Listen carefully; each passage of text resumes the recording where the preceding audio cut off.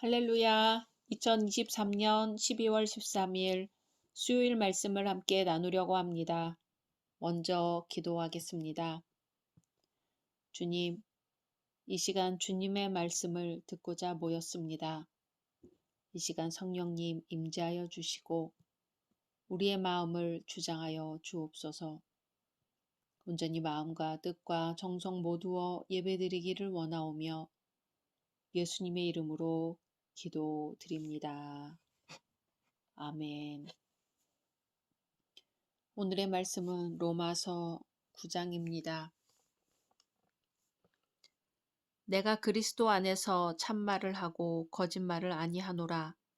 나에게 큰 근심이 있는 것과 마음에 그치지 않는 고통이 있는 것을 내 양심이 성령 안에서 나와 더불어 증언하노니 나의 형제 곧 고륙의 친척을 위하여 내 자신이 저주를 받아 그리스도에게서 끊어질지라도 원하는 바로라. 그들은 이스라엘 사람이라.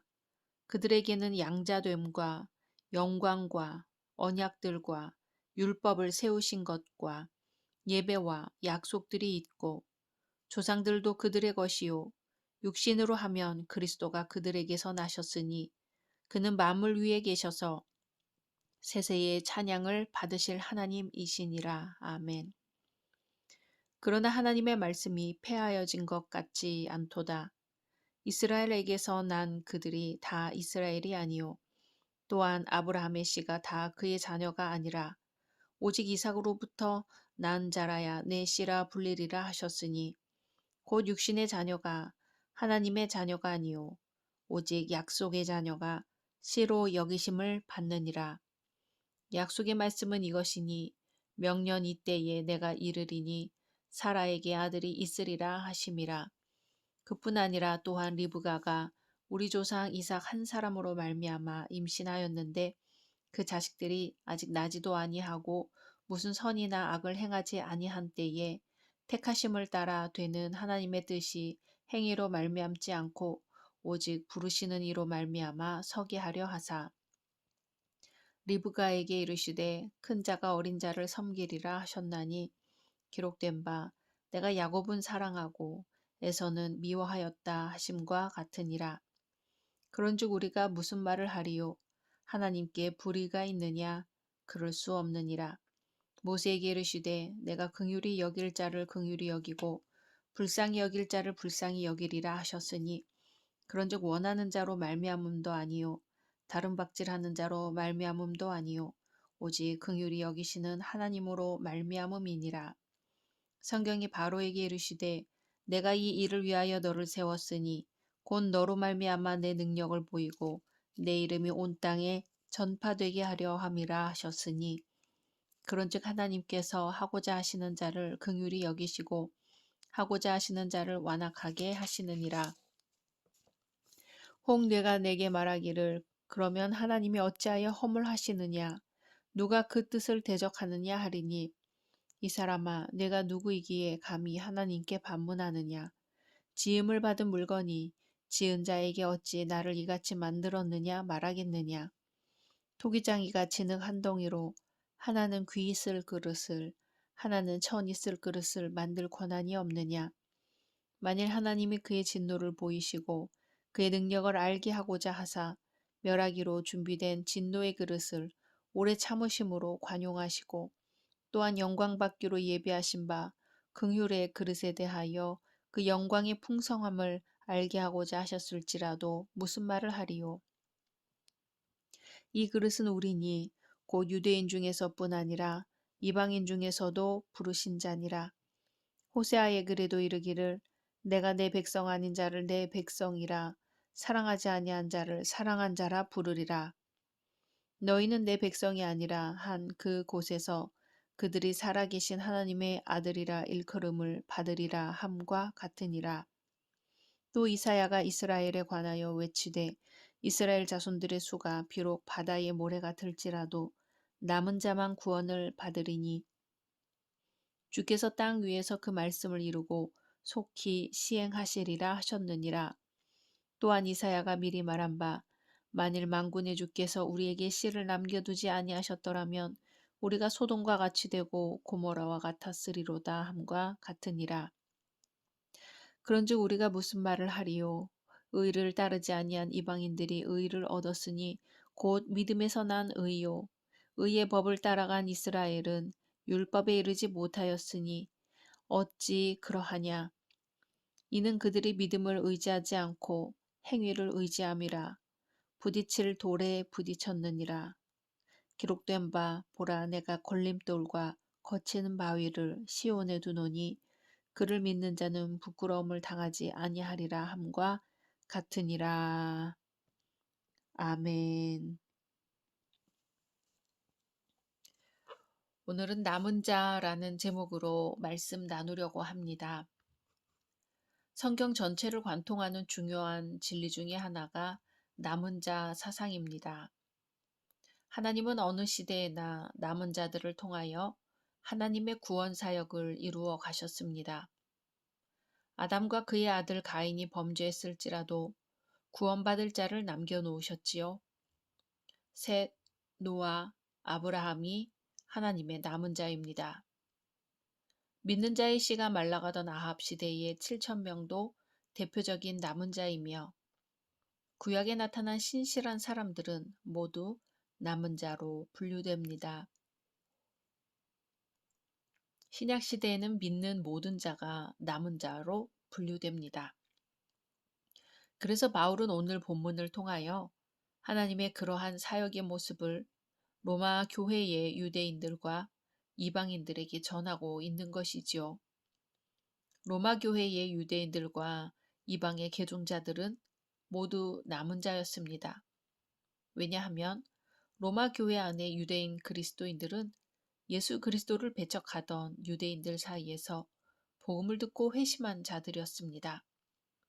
또 이방 개종자들은 많은 이방인들 중에 하나님께 선택된 자들이기 때문입니다. 바울은 이사야 10장 22절을 본문에 인용하면서 남은 자의 구원을 말하고 있습니다. 이사야가 예언했던 남은 자 사상은 당시 유대인들에게 매우 익숙한 것이었습니다. 그러나 바울은 오늘 말씀에서 이 사상을 이스라엘 백성들에게만 국한시키지 않고 그리스도를 통한 구원 문제와 접목시켜 세계로 확대 해석하고 있습니다. 즉 모든 민족, 모든 그리스도인들에게 남은 자 사상을 적용시키는 것이죠. 오늘은 구약의 남은 자 사상과 신약의 남은 자 사상, 그리고 그 남은 자의 오늘날의 의미에 대해 말씀을 나누고자 합니다. 첫째로 구약의 남은 자 사상입니다.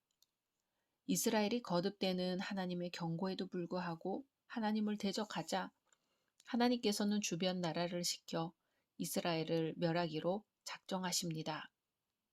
아수르의 왕 살마네셀과 사르고는 북이스라엘의 수도 사마리아 성을 점령하였습니다. 아수르는 이스라엘 백성들을 멀리 아수르의 본국으로 잡아가는 한편 아수르 본토 민족들을 이스라엘 국토로 옮겨오게 하는 이주 정책을 썼습니다. 그 이유는 이스라엘 백성들로 하여금 다시 일어나 대항하지 못하도록 하기 위함이었죠. 후에 남유다를 정복했던 바벨론도 대부분의 유대 지도자를 포함한 백성들을 포로로 잡아갔습니다. 그렇게 남과 북을 합한 팔레스타인 지역에는 소수의 이방 민족과 이스라엘의 평민들만이 남게 되어 가나안 땅은 그동안 누리지 못했던 안식년을 70년 동안 누리게 되었습니다. 이는 우상 숭배와 갖은 죄악으로 더러워진 이스라엘에게 내리신 하나님의 가혹한 징계였습니다. 이런 역사적인 상황을 배경으로 해서 이스라엘이 소생할 수 없다고 생각될 때 남은 자 사상이 태동하는 것입니다. 예언자들은 역사의 암흑기에 소수의 사람들을 통해 이루어지는 이스라엘의 회복을 바라보았습니다. 포로된 이스라엘 사람들은 포로된 지 70년이 지나면 다시 고국에 돌아갈 것이라는 하나님의 약속을 믿고 기다렸습니다. 선지자들의 예언대로 때가 되자 하나님께서는 노를 돌이키시고 남과 북의 이스라엘 백성들을 그들의 본국으로 돌아오게 하셨습니다. 모든 백성들이 다 같이 돌아온 것이 아니라 소수의 믿음 있는 자들만이 고국 땅을 밟게 된 것입니다. 본국에 남아있던 소수와 돌아온 적은 무리들, 이들이 바로 선지자들이 예언했던 남은 자들입니다. 하나님께서는 이들을 통하여 쓰러졌던 이스라엘을 재건하고 예루살렘 성전을 건축하게 하셨습니다. 즉 이스라엘 역사는 남은 자로 인하여 다시 시작된 것입니다. 둘째, 남은 자 사상은 신약으로 이어집니다. 페르시아 고레스 왕 원년에 내린 칙령으로 유대인의 포로 귀환이 있은 지 약 500년이 흘렀습니다. 그러면서 팔레스타인 땅에도 많은 변화가 있었죠. 포로에서 귀환한 유대인들은 페르시아의 통치를 받다가 이후에 알렉산더 대왕과 그 후예들의 치하에 들어갑니다. 그러다 마카비 혁명으로 잠시 독립국가가 되었지만 다시 로마 제국에 의해서 식민지가 됩니다. 로마의 식민지가 되면서 이스라엘 정서에는 극도로 불안정해지고 국민들은 타락합니다. 이스라엘의 타락이 극심할 즈음 이 땅에 오신 예수님은 이스라엘을 향하여 새로운 메시지를 선포하셨습니다. 하나님 나라가 가까이 왔다고 하셨지요. 회개하고 예수님을 하나님의 아들로 믿는 자가 그 나라에 들어갑니다. 그래서 주님은 저를 믿는 자마다 멸망치 않고 영생을 얻게 하신다고 외치셨습니다. 예수님을 믿는 것이 구원이고 예수님을 믿는 것이 하나님 나라에 들어가는 것이며 예수님을 믿는 것이 영생입니다. 그러나 백성들은 예수님을 영접하지 않았습니다. 오히려 십자가에 못 박아 죽였습니다. 다만 아주 적은 소수의 무리만이 예수님을 믿고 구원의 반열에 들어섰을 뿐입니다. 주님도 그런즉 이와 같이 이제도 은혜로 택하심을 따라 남은 자가 있느니라 하셨습니다. 이제 남은 자의 의미는 이스라엘을 재건한 귀한 자가 아니라 주님을 영접한 유대인의 적은 무리와 모든 믿는 자가 되었습니다. 로마에 세워진 교회는 이방인들과 유대인들로 구성되었지요. 그 이방인들은 수많은 사람들 중에 소수였고 하나님께서 구원 사역을 위해 남기신 자들이었습니다. 하나님께서 그러한 씨를 남겨두지 않으셨다면 우리는 벌써 소돔과 고모라와 같이 되었을 것이라고 사도 바울은 증거합니다. 그러한 씨는 의로운 자요. 이 세상의 백성들과는 다른 자들입니다. 그들은 처음에는 겨자씨만 하거나 누룩과 같이 미세하였지만 그 세력은 강해질 것입니다. 이들이 남은 자입니다. 셋째로, 그렇다면 남은 자 사상의 오늘날의 의미는 무엇일까요? 이 세계에는 많은 민족이 살고 있습니다. 세상 모든 민족과 백성들 중에 하나님의 백성된 자들이 있습니다. 이들은 일단 심판에서 제외된 남은 자입니다. 하지만 교회에 출석하여 예배의 회중에 들었다고 하여 모두 남은 자는 아닙니다. 이 땅 위에서 맡겨진 사명과 하나님의 말씀을 지키기 위해 갖은 환난 가운데서도 이를 극복하여 최후의 승리를 쟁취한 자가 바로 진정한 남은 자입니다. 남은 자에게는 고난이 따르기 마련입니다. 일신의 쾌락을 따를 여유가 없지요.